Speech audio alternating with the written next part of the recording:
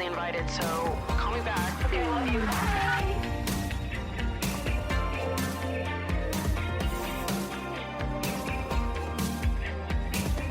What's up, you guys, and welcome back to Emotionally Online, the weekly slumber party for spilling guts and sharing secrets, hosted by yours truly, the slumber party master, Maddie Drossbeck. We're sitting in a slumber bag. Sorry, why do I keep saying that? Sleeping bag.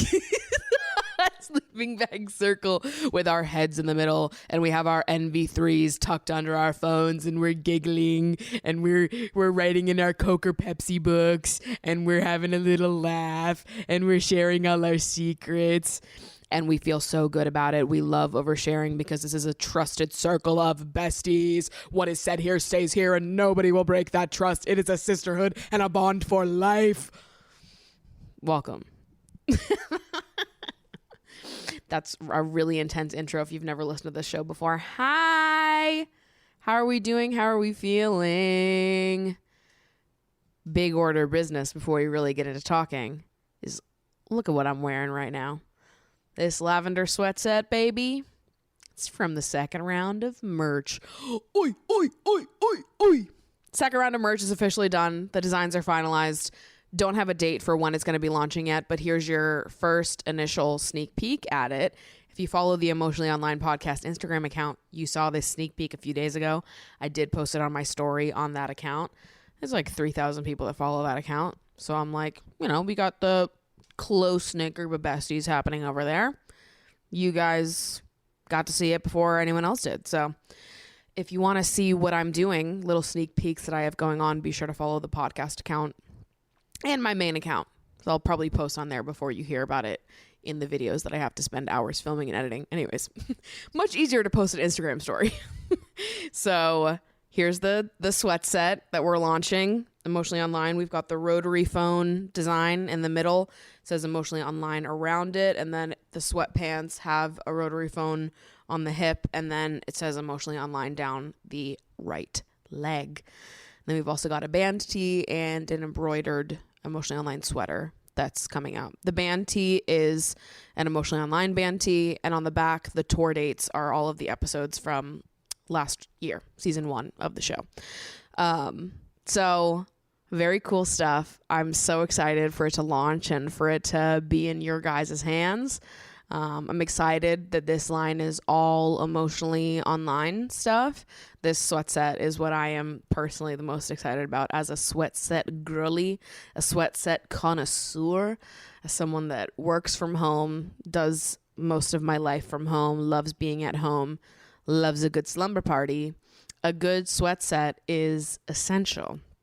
I feel like I'm always wearing sweat sets when I record the podcast. It's either a sweat set or I have the matching sweatshirt off and I have a little tank top on instead, which honestly might end up happening in the middle of this episode because I get a little sweaty sometimes when I be talking for an hour straight. So the fit is perfect. We went back and forth. We went through like 3 or 4 rounds of samples before I decided on a fit that I thought was perfect. I was really trying to mimic some of the oversized sweat sets that I already own and love, and making sure that the size range is still going to go up to a 6X, 5X, 6X. I forget which one. So we'll have a wide size range going on here. And it's an oversized fit. So I'm wearing a 2X, and the sweatshirt and sweatpants are both loose on me. The waistbands are very stretchy. So, yeah, it's going to be amazing. I'm super excited for you guys to get your hands on it. So as soon as I know when these are launching, you guys will be the first people to know. And until then, I will keep posting some teasers to get you guys excited for it. So just know it's coming. End of May, beginning of June time, let's say. Something around there. Probably June. Oi, speaking of June, I can't wait for Love Island to come back. I keep thinking about it, and I'm just so excited to be back in the villa, mate. What else would I be excited for? I just simply have got nothing else going on over here. It's just me and some hot babes in the villa. Which, it's going to be kind of a crazy month of June, especially with Love Island being back. I'm going to explode. there's like a period of 3.5 weeks where I'm not going to have a second of alone time. So I'm going to be losing my fucking mind, but it's going to be so much fun. I'm so excited because basically I'm going to Europe for 2 straight weeks, going to Italy and Greece. I'm planning on recording the podcast while I'm there because Love Island is airing. So I need to be watching Love Island every day while I'm in Europe and then also doing the podcast so I can stay up to date with everything. It's going to be a lot. Traveling all around Italy and then Athens to Mykonos with a group of you guys. There's 20 of us going to Italy and then 20 of us going to Greece, different groups of people. It's going to be literally the most fun 2 weeks of my life. But it's going to be a lot while watching Love Island and doing the podcast. And hopefully I'll already have my YouTube videos done. / I probably won't be posting a lot in June. I've already been posting less on my YouTube channel in general just because the videos have been taking me longer lately. I've been putting a lot more into them. So there'll probably be 2 or 3 videos that month, not 4. And there'll be a podcast every week. That's what we're aiming for. But it's going to be a lot. Europe for 2 weeks and then I come home and my sister's with me and then I go like straight to hang out with my family. So it's going to be 3.5 weeks where I am like just constantly with people. So every introvert, I need you to send me peace and love in the comments. I'm going to be trying my best to carve out some alone time during that time. And my excuse for it is like, I actually, it is my job to be alone and watch Love Island. So let me be. So anyways, it's going to be a super fun summer. I'm traveling a lot, but yeah, the introvert in me does look at my travel plans for the summer and go, how are you going to do that, babe? You freak out if you have like 4 days without any alone time, 3.5 weeks. That's ambitious. I will cry, but it's okay. It's okay. We love crying because we're overwhelmed. It happens a lot. If you see me crying at all in the month of June, understand that I'm feeling a lot of things. I'm overwhelmed. And crying is good. Let it out, baby. Yeah. I was listening to a podcast that I really love earlier today. I went out to a little coffee shop, had a little bagel, had a little coffee, and was listening to the most recent episode of Finding Mr. Height, which is a dating podcast that I love, that I listen to. A lot of you guys always ask me for like recommendations of other dating content that I like and listen to. And I really don't consume a lot of dating content on the internet because I think a lot of it is bullshit, to be honest with you. But, I also, because it's what I talk about a lot in my videos, I kind of don't want, I'm like, I need a break from that kind of content. Most of the podcasts I listen to are just comedy podcasts. I'm an H3 fan, diehard H3 fan. So that's most of what I listen to is H3 since they do 5 episodes a week and they're all like 2 to 3 hours long, sometimes longer. So that takes up a lot of my life. So it's mostly like comedy, internet commentary podcasts that I listen to, usually not people that are doing the same thing that I'm doing.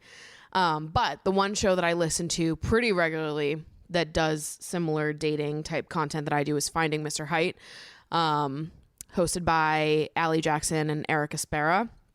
Which I found I've suggested Allie's content on TikTok before, back when I used to have a TikTok and would be like, I hate dating content on TikTok, except for Finding Mr. Height, because Allie has great takes. I think that I feel very in alignment with her perspective on the dating world in general. And yeah, I just love her content so much. And so anyways, I was listening to their most recent episode of the podcast and they were talking about they polled their audience and asked them, would you have sex in your friend's bed? Like if you were house sitting for your friend, would you have sex in their bed? It's not a situation of like you have a roommate and there's another bed that's an option. Like your bed is in the house or there's a guest bedroom. Your bed is not there. There is no guest bedroom. You are cat sitting for someone. You're house sitting for someone. The only place that's available to have sex is your friend's bed. Would you have sex in their bed? Which I thought was such an interesting question. And I loved hearing what the response from their audience was. So I would love to hear what your guys' takes on this in the comments or in the Spotify Q&A section, which I love that they added because now I can add little questions for you guys to answer if you're Spotify listeners. But if you were house sitting for your friends, would you have sex in their bed? And if someone was house sitting for you, would you be mad if someone had sex in your bed? Thoughts. Their audience seemed to be majority of people saying absolutely not. I would never, and I would never want someone else to do that in my bed, which I was kind of shocked at. I don't know if I just don't give a fuck about that kind of stuff, to be honest. In fact, when I ask people to come cat sit, I'm kind of like, that's half the appeal of cat sitting, is it not? Like, I'm like, oh yeah, I'm going to be gone for a week. I need someone to come cat sit my apartment. A lot of my friends live with roommates. So it's like, here, come live at my apartment for a week by yourself. You have this space all to your own. Invite people over. I mean, don't throw a party, but like invite your friends over, invite your partner over, have sex. Your roommates aren't here. I don't give a fuck. Why would I care? It's just a bed. It's an item of furniture. I don't find it weird at all. And it is one of those things that, like, I think my friends know that I wouldn't find it weird. So I don't think they would even ask me for permission before doing it. I think they just would, which I'm totally fine with. You don't have to ask me for permission. If I'm asking someone to house sit for me, it's because I trust them.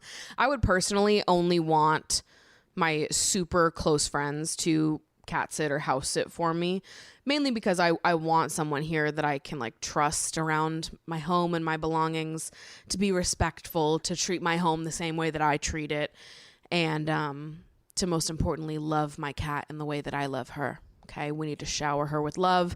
I always need someone to stay here at the apartment when I leave, because the thought of Mango spending even one night by herself makes me want to actually start sobbing. So I have friends sleep at my apartment when I am not here, because Miss Mango needs a lot of love. Yeah, she does. Oh, and she just saw a bird outside, so there she goes. But yeah, I don't even think my friends would ask me if they were going to bring their partner over or have sex in my bed, because I feel like it's already pre-established that I wouldn't care. And I think there's friends of mine that if they asked me to cat sit, or I've never cat sit or house sit for anybody, but if somebody asked me, I think a lot of people, I would run it past them first. But there are some people that I feel like we're on the same vibe. They wouldn't care. So it wouldn't even matter. As long as you're being respectful, like invite your fucking boyfriend over, invite your partner over. I don't care. Who cares? It's just a bed. I guess I don't understand what the weird part is. Is it just like the idea that this is your friend's bed? But like, they're not there. They're not in the room staring at you. It's just like an item of furniture. I don't understand really, I guess. There's like, some people get weird, or like it's the memory of something be associated with this. Like, you know that someone did have sex there. I'm like, as long as they cleaned up afterwards, I don't see what the big deal is. I don't know though, because I guess a lot of people are firmly against this and are like, do not have sex in my bed, which is fair. If you don't want that, you don't want that. I was just shocked that it was a majority no situation. I felt like most people would probably be like, yeah, word. I mean, I guess a lot of people might not want to know about it, and they'd just be like, I wouldn't care, but just don't even ask me. Just do it and make sure I never find out about it. I wouldn't care either way. Like, you don't have to ask me, because I think it goes without saying that I'm fine with that. In fact, I think it's half the appeal of cat sitting for me, is having a 1-bedroom apartment all to yourself, having alone time with your partner, because you have roommates and you can live here for a week and do whatever the fuck you want in here. Sounds fun. But also, if someone asked me, I wouldn't be weird about it. If my friend was like, do you mind if my boyfriend comes and stays over? I'd be like, have at it. I don't care. I wouldn't feel weird about them asking me. But some people would.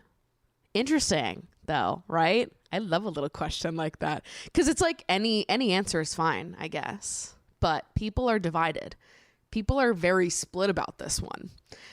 And yeah, I just loved that one. It was a great episode in general. It's their episode titled the dating fatigue one, and or the dating app fatigue one.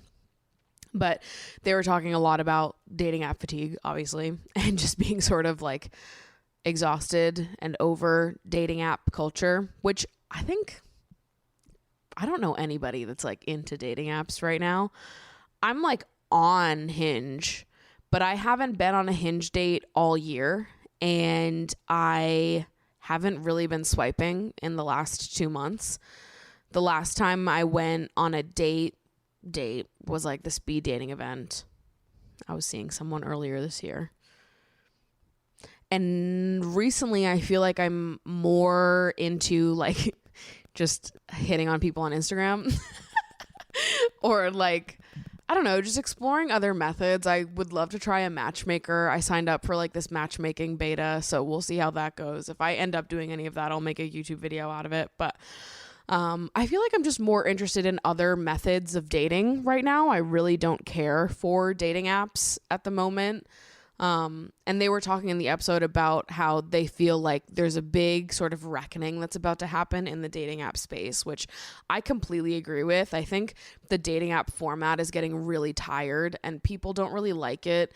It makes people feel worse about themselves, and more people are becoming more interested in speed dating events, matchmaking events, and like other more in-person ways to connect with people.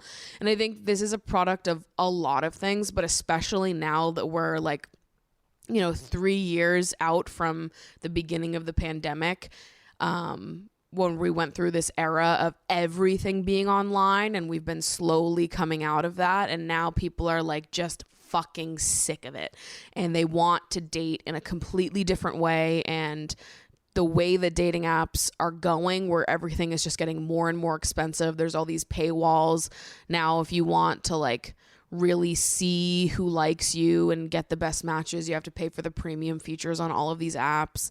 And half the time the pool that you're in isn't even fucking great in the first place. So it's like you're paying for premium to get better matches when really like the pool of people that you're pulling from is like, okay, so you have the best picks from like the worst fucking dating pool of people you've ever seen in your entire life.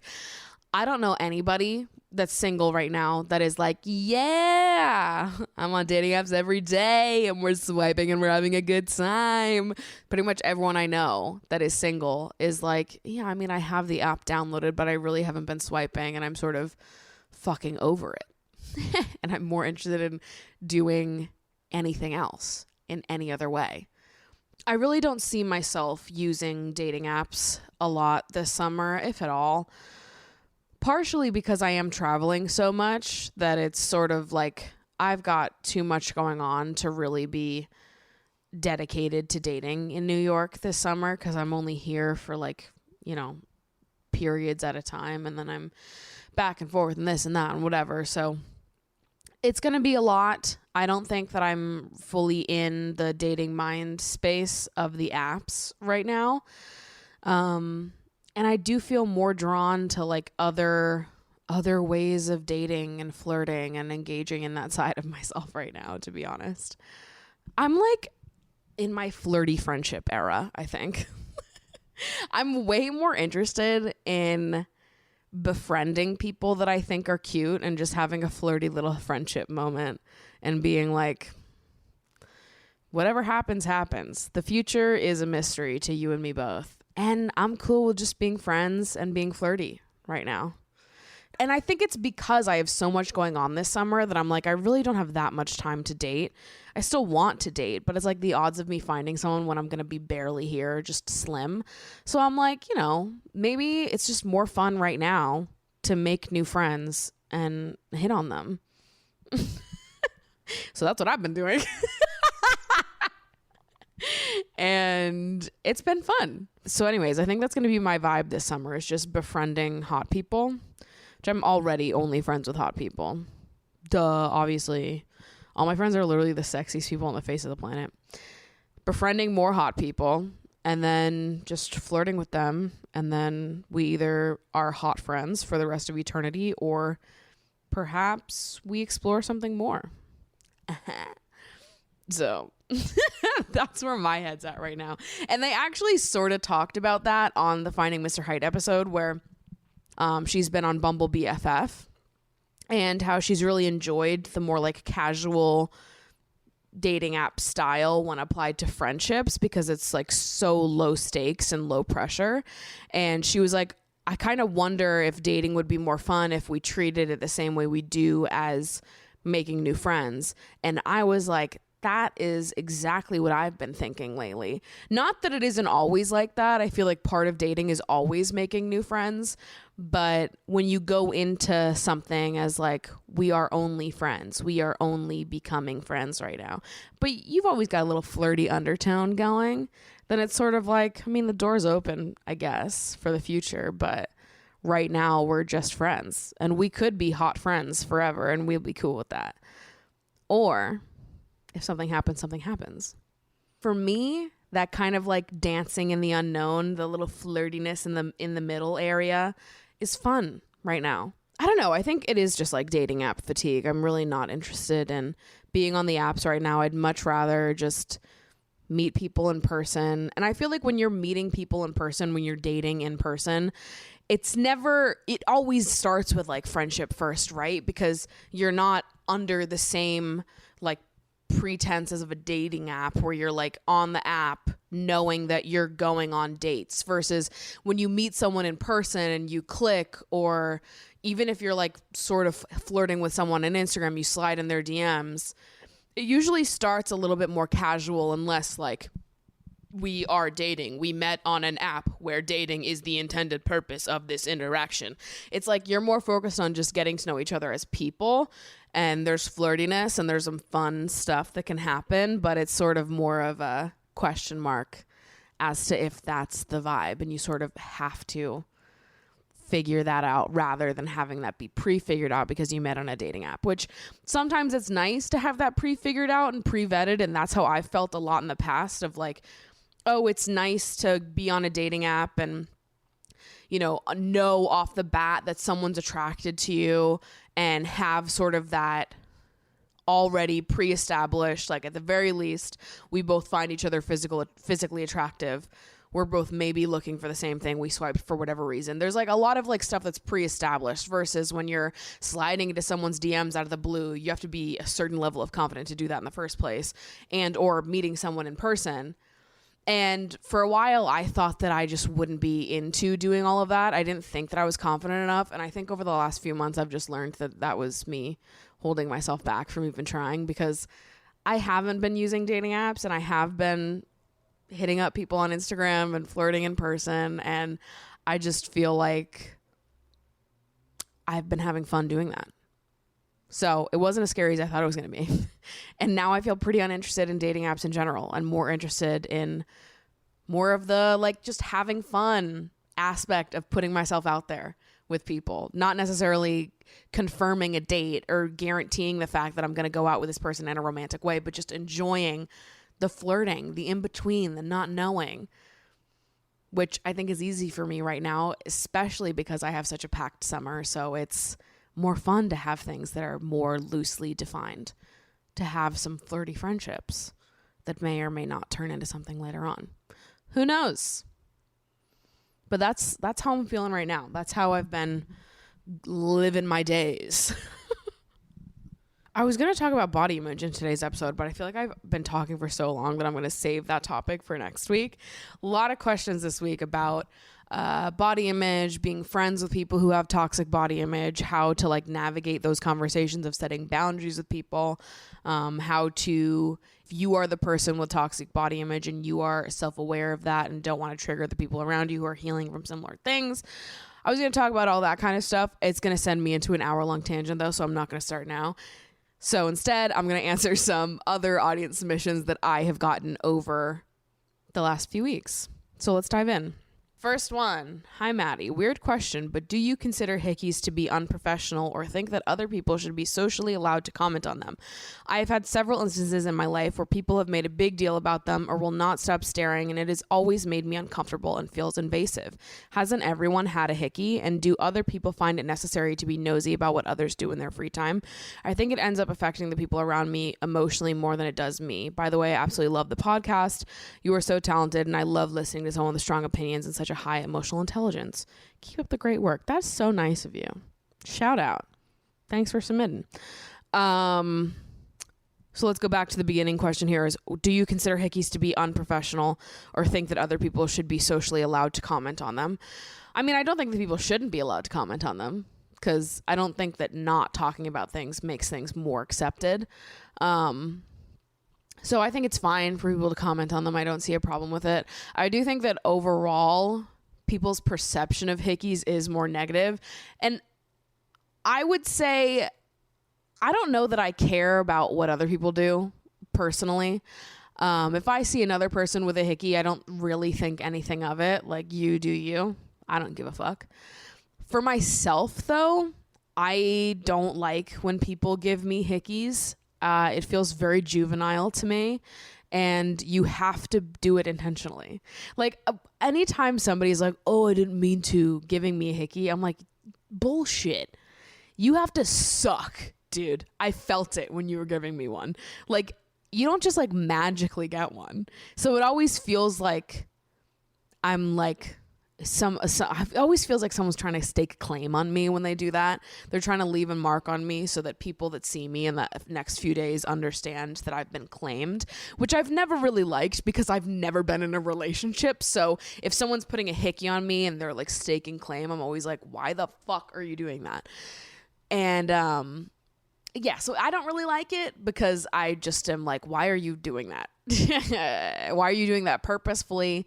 Like, I've got things to do. I've got a life to live. And I'm not going to cover it up with makeup because I don't care enough to do that. And also, you can never really fully cover it up.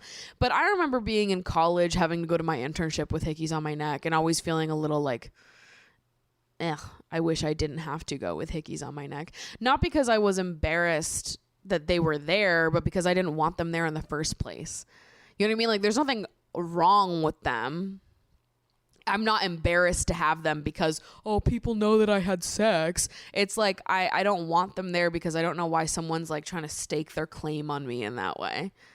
Because you don't get hickeys accidentally. I'm done with this claim. People are always like, oh yeah, I didn't even realize I was giving you a hickey. Yeah, bullshit. You knew that you were giving me a hickey. I've never given anyone a hickey because you have to suck. You have to suction cup your face to their neck. You're like that fucking lady from Monsters Inc.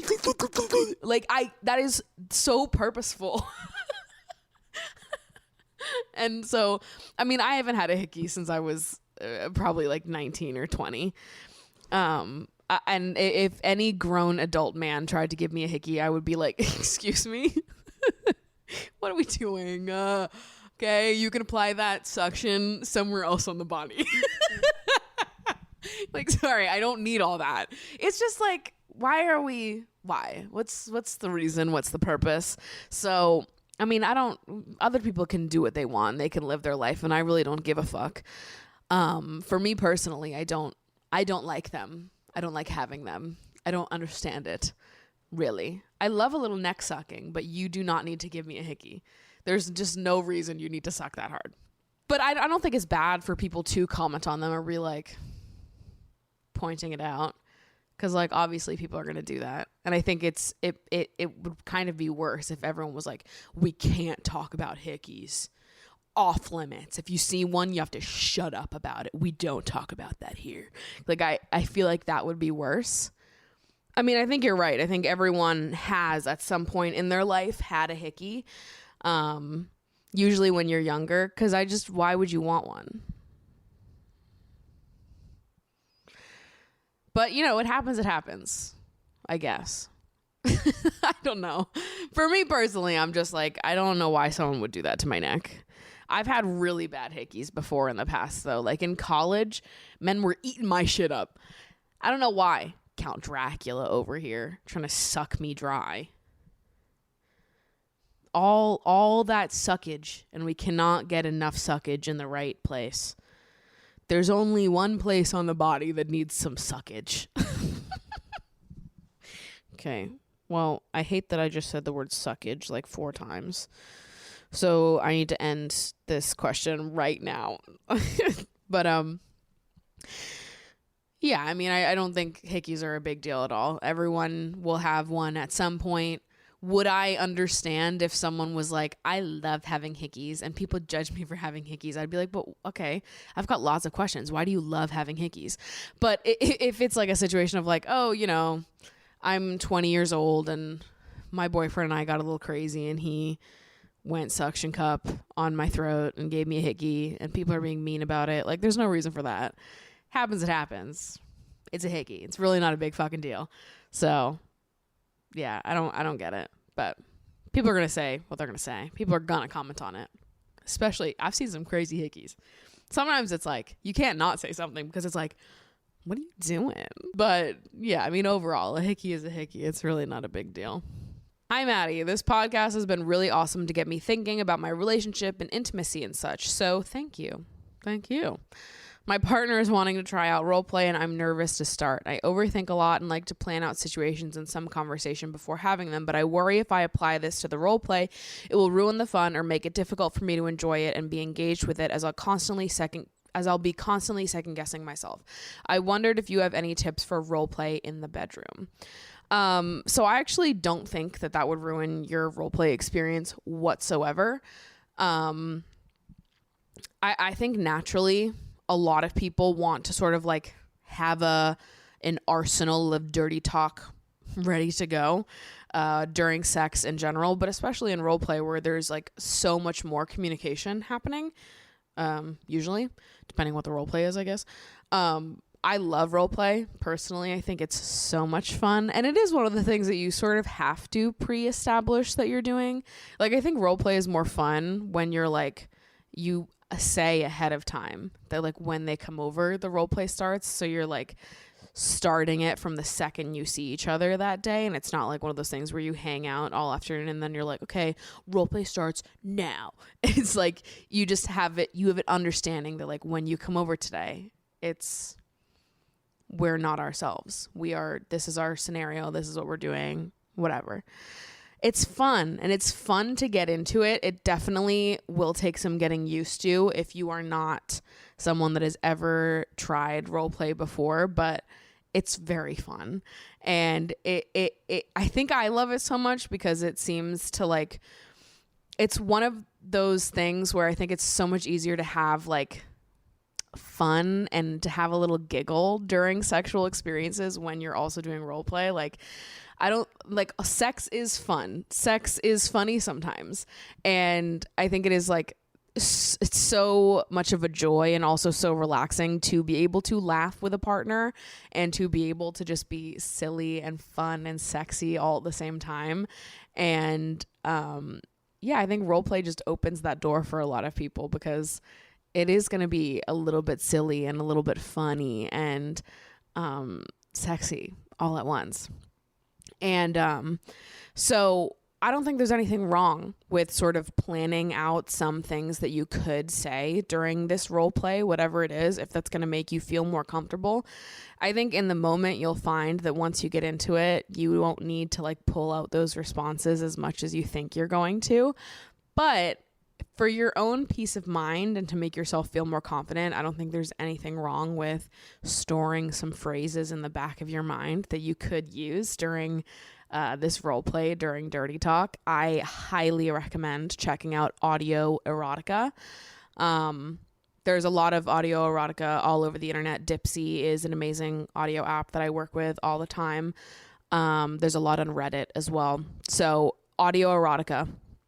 Just go in and listen to a bunch of audio erotica stories within the role play that you're going to be doing. And I think you'll get a lot of inspiration based on those audio stories, just listening to the role play being played out by other people. And it's super sexy. So, I mean, I encourage people to listen to audio erotica in general. I think it is so much fun. And it's like a really sexy alternative to porn. If porn isn't something that you really like, but you still want like some type of sexy entertainment to accompany a solo night, solo something. So yeah, I would highly recommend checking that out. Listening to some audios that have similar role play scenarios to the ones you're going to be engaging in with your partner. Build up some confidence just listening to other people. And also like understand that this is supposed to be fun. Role play is supposed to be fun. You don't have to be like a sex goddess that says everything right and is totally comfortable and confident right off the bat. Like, if this is a partner of yours, feel free to communicate that you're a beginner and you're a little nervous and or need them to guide you through the role play or take the leading position a little bit more. I think that's totally fine. And I think that once you get into it, you'll have a lot of fun with it. It's less intimidating than you think it's going to be. It's just fun. It's silly and it's fun and it's goofy. And if you're doing it with someone that you trust, then I think it'll be a great time. Hi, Maddie. So I'm 25 years old and I've never had sex or been in a relationship. I've been on dates here and there and been in the talking stage for a while with some, but I find that I quickly get fed up and bored and end up giving up on people after only a few days/weeks. I definitely want a relationship and I crave physical intimacy, but getting into one is just too much work. Dating is so exhausting and I can't maintain effort/interest in any one person for very long. I struggle to find myself developing feelings for anyone I meet/talk to. I don't quite know what this means for me. I don't want to be single forever. I also would really like to have sex at some point, but the idea of a one-night stand makes me uncomfortable and I worry that the older I get, the more my virginity is a turnoff. Even the idea of having sex with someone I truly love is super scary for me and gives me so much anxiety. For context, I'm into girls and guys, but I'm constantly questioning my sexuality and what I really want in a partner. So I want to start this by saying that everyone's relationship with dating and sex and intimacy is completely different. And I think we are always going to be doing ourselves a disservice by comparing what we are comfortable with at any given time to what people around us are comfortable with at any given time. There is no reason that you should force yourself into being comfortable with a one-night stand if you're not. There's no reason you should force yourself into being comfortable dating and spending a lot of your time dating if you're not. I don't think that you need to do anything that you don't want to do, that you don't actively want to do, just because you're seeing a lot of other people your age do that thing. We all move at different paces. We're all comfortable with things at different times, and we're all figuring ourselves out. There's no reason that at age 25 you have to have everything about yourself figured out, and I wouldn't feel bad about that. You don't need to pressure yourself to feel comfortable with something if you're not comfortable with something, or to have your opinion or stance or the way you feel figured out if it's something that you're still exploring and working through. Like, I would resist putting pressure on yourself in that way, or convincing yourself that like there's a time frame that's appropriate, and if you don't do it within that time frame, then it's going to be weird, or it's going to set you off. It's going to turn people off of you, whatever. I think when you said the bit of like worrying that your virginity is going to become a turnoff the older that you get, that brings up for me the phrase that I cling to and hold near and dear to my heart, which is that you can't say the wrong thing to the right person. And I think that really applies here, where like the right person for you is not going to judge you for not having had sex. I think the right partner for you is going to have a lot of understanding for the fact that you have not had sex yet. I don't think that it's something that you should force yourself into if you are not comfortable with it, if you're not ready for it, if you have not found the right person yet.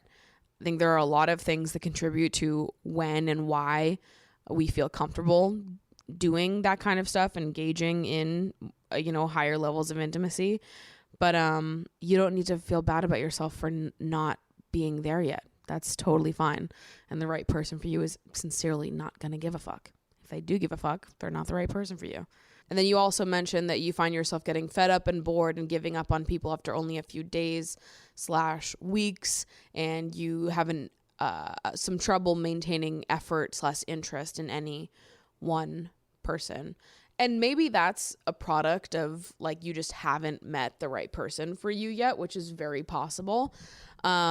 Or maybe it's something deeper. And I mean, I can't tell you what that is. Maybe it's not deep at all. But if you think that it could be something deeper where you are maybe self-sabotaging, or you just have a hard time trusting people or opening up, and so you sort of stop things before they get to a certain level of depth or intimacy, I think that's something worth exploring in therapy with friends, with people that you trust, something worth reflecting on, Because it could be something deeper to have a think on, or it could just be that you haven't met the right person for you yet, which is also completely fair. That like you haven't wanted to have that closeness, that intimacy with another person yet if you haven't found someone that is right for you. And if you do think that maybe you have met people that were right or could have been right, or you could have had that closeness with, and you maybe self-sabotaged or shut yourself down, shut yourself off to that closeness out of fear of intimacy, then that's something to look into in therapy with people that you love. And I don't think you need to feel bad for that either, if that's the case. Like, we all have things that we struggle with dating and intimacy and sex. I've talked about many of the things that I struggle with in these departments. Like, I wouldn't feel bad about it. Okay. Like, we're all just trying to figure things out and explore different parts of ourselves and heal from past things that we've gone through. And, I think the fact that you have any awareness of the fact that, you know, you want a relationship, you want to have sex, you want that closeness, but there's something blocking you from it. I think that curiosity is like all you really need at this point. You don't need all the answers, but having a curiosity towards this part of yourself is really great. And I think that just exploring that, digging a little deeper, asking yourself questions, going back into your brain for things in your past that could have contributed to this feeling, going to therapy if you have access to it, confiding in friends, that's all going to be really helpful to you to sort of understanding yourself better in this time period, and just being more gentle with yourself, because there's nothing wrong with not having had sex yet. There's nothing wrong with not having had sex at any age whatsoever. There's no like cutoff date where you need to have had sex by. I think that's bullshit. And I think that anybody who judges someone else for not having had sex by a certain age is a fucking weirdo. Because why would you force people to have sex by a certain age if they haven't met a person that they feel comfortable having sex with yet? Like, it just is bullshit to me. I don't think that anyone should judge anyone for that. So, that's that on that. I'm covered in cat hair right now, dude. Like, Mango's been going to town over here. Let me take one more, and then we'll wrap things up. Last submission I have here says, hello, Maddie. So I've been hitting dating hard lately. It's a lot on top of making time for friends and living a well-balanced life. I'm also finding it hard to pinpoint who's the best match for me and who I could have a successful relationship with. Have you ever confused yourself over dating? What do you suggest to figure out who I really like? So for starters, I don't think you have to pinpoint what you like down to one thing. You can like a lot of different things. You can be compatible with a lot of different people. I don't believe in types. I don't believe that we need to narrow down who we are interested in to like this neat and pretty little box. I think there are lots of traits that we can be attracted to, lots of people that could be good for us. And I think as long as you're attracted to someone and you like their personality, there's certain aspects of them that you are attracted to, that you look for in a partner, figuring out if you would actually be compatible with them specifically and if they're a good match for you doesn't need to be something you figure out in the early stages of dating. You will figure that out as time progresses. Time is like the only thing that'll answer that question. If you meet someone and you're like, I like them, I find them physically attractive, I find them emotionally attractive, we have this, that in common. We get along in these ways. They have these traits that I like. I don't know if we're going to be totally compatible just yet. I don't know if we're a good match, but on paper, there's enough there to suggest this is worth my time in some way. I think that's really all you need to start. You don't need all the answers. You don't need to have your type set to a box. I think it's just like an awareness of what you find attractive or what you look for in a partner. And then an openness to explore that compatibility as it moves through the time that you are dating.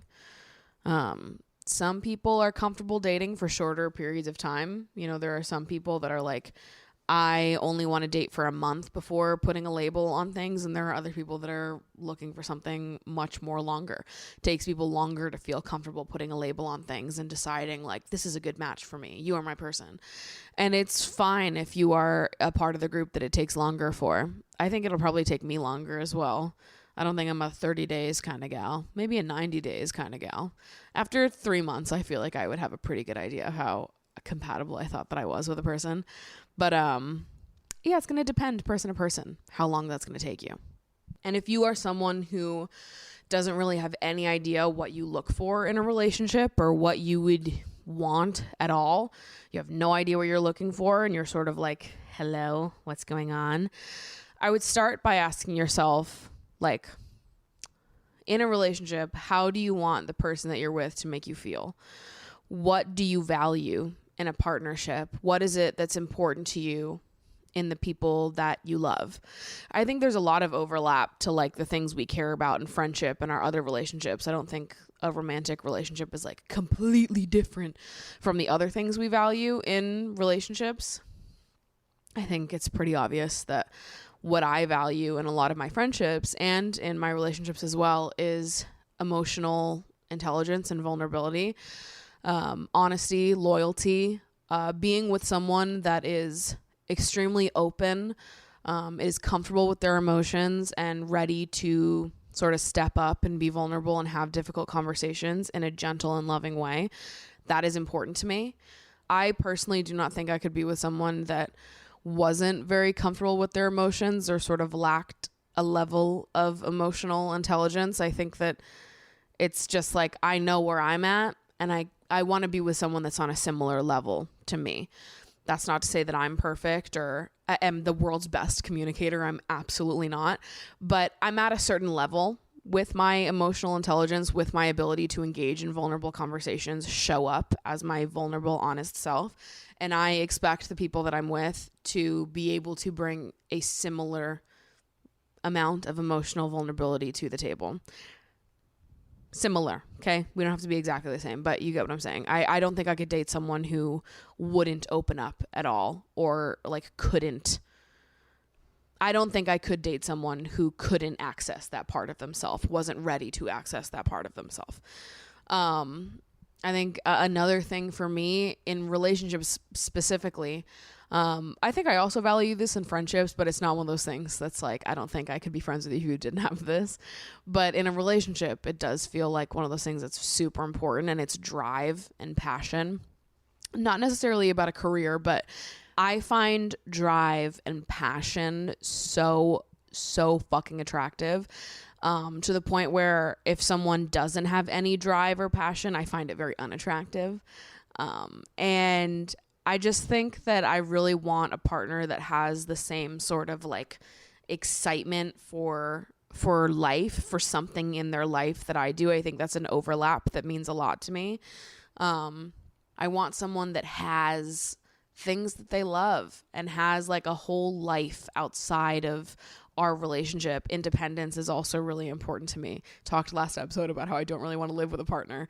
I want to be with someone that has a full life of their own. I have no interest in being in a relationship where we merge into one person and it's like we have the same friends, we have the same home, we have the same schedule, we do the same. That I don't want that. A lot of people do want that. I do not. I want someone that has a full life of their own, and then we can come together and our lives can overlap and we can come together in a very beautiful way, but we will never merge into being one person. And the drive and passion thing feels like connected to that in a way for me. Like, I don't want to be with someone who I have to sort of handhold through life.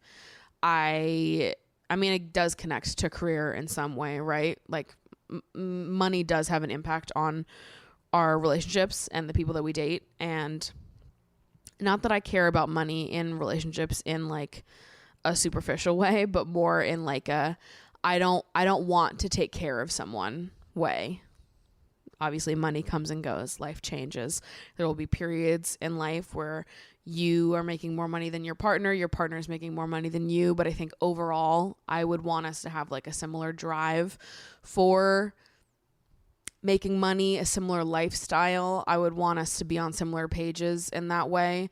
I don't think I could be with someone who had like no drive for making money and was going to rely on me for all of that. It would piss me off. I want to be with someone that has like their own drive to get shit done. That doesn't mean we have to make the same amount or that things need to be equal. It just means that you have to have drive for it. That's it. You don't need to have it. You have to want it. You know, you have to have something that hops you up, that motivates you in life. If you're just someone that's like, fuck it, you got this one, babe. I'm like, shut up. I will not take care of a man. I will be nobody's mother, okay? I want someone that is independent and driven, has a life of their fucking own. I will not be anyone's mom. I do not want to be light years more impressive than you are. I want to date someone who is also very impressive. That's it. So that's important to me, and it's because I find the opposite of that very unattractive. Someone that lacks drive and passion and is ready to just like kick back while I fund their lifestyle. Like, I would actually rather collapse than date someone like that. But it also, like, drive expands to other things. Like, if you do live together, cleaning, household tasks. If you don't live together, you're just dating, planning dates, putting an effort to how to impress you. Like, I want to be with someone who puts in effort, has like a drive towards putting an effort towards the relationship, that gives a fuck, right? Because I deeply give a fuck, and I'm a romantic, and I'm so much fun to date, and I want the person I'm with to be fun to date as well. I just think that I'm so lovely, so I should date someone that's also super lovely. I could go on, but those are just some of the things that I think about when I think of like, who is the type of person that I want to be with? How do I want them to make me feel? What do I value in a relationship with anybody, in friendships in general? What are the things that I really look for? And the list goes on, but those are some of the things that I think about. But I think it always goes back to like, how do you want the person you're with to make you feel when you're with them, when you're together? What is that feeling that you're dreaming of, that you're thinking of? How do you want them to make your heart feel at the end of the day? And also, I don't think you have to have all of the answers, right? I think that you discover a lot of what you like through the dating process, but I think having a loose idea of like what you like, what you're attracted to is good. But again, you don't need to know all the answers. I think a lot of them just come through time in the dating process, finding out if you really are compatible with each other. So anyways, I am covered in cat hair right now. Mango has been very involved in today's episode. She's like a Sour Patch Kid today. Sour, sweet, gone. Taking a little snooze now. God, I love her. I love her so much. My little sweet girl. My little sweet baby. Yeah, I'm talking about you. I love you, girl. So, that's it for today's episode. I love you guys so friggin' much. Again, if you want to leave submissions, there is an audience submission box in the description of every episode of the show. Additionally, I don't think I've ever said this, but if you guys want to leave a review for the show on Spotify or Apple Podcasts, that is very appreciated. Just giving it 5 stars, leaving a little review if you can. That means the world to me. A lot of you guys have already done that, so thank you for doing that, especially when I've never fucking said it. It's like 1.5k of you that's reviewed it on Spotify, which is like, that seems like a lot of people for me having never said that out loud. So appreciate deeply those of you that have rated and reviewed the podcast so far.